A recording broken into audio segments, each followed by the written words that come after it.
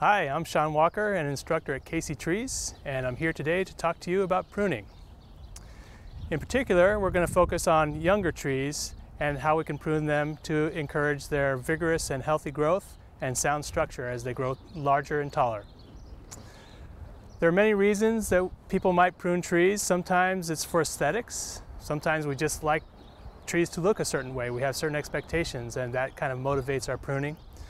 Other times it's because someone might have planted the wrong tree in the wrong place, or just coincidence makes it the wrong tree in the wrong place. You think of maybe some big trees under utility lines. Those go through a lot of pruning by your local utility company perhaps. But we're going to focus on maybe the last two reasons: health and structure.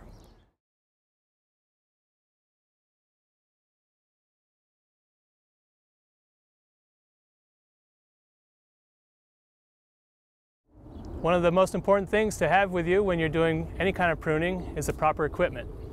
Here we have an array of what you might use approaching any kind of pruning job of a smaller, younger tree. Right here on my left we have our cutting tools, and we also have a cleaning and a sharpening kit right here. And also don't forget about safety, first aid, and all your safety gear. The first and most basic tool you'll use in pruning is the hand pruners. This pair here is kind of fancy. It has a nice ergonomic handle and a spring on it. But basically, if you get a decent pair, keep it sharpened, keep it well maintained, it'll do the job for you. This will cut anything probably up to about 3/4 of an inch in diameter.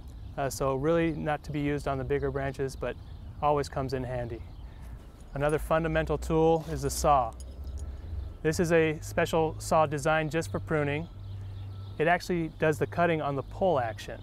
It's very efficient, and if you keep a fresh blade in your saw, then you'll get a nice cut.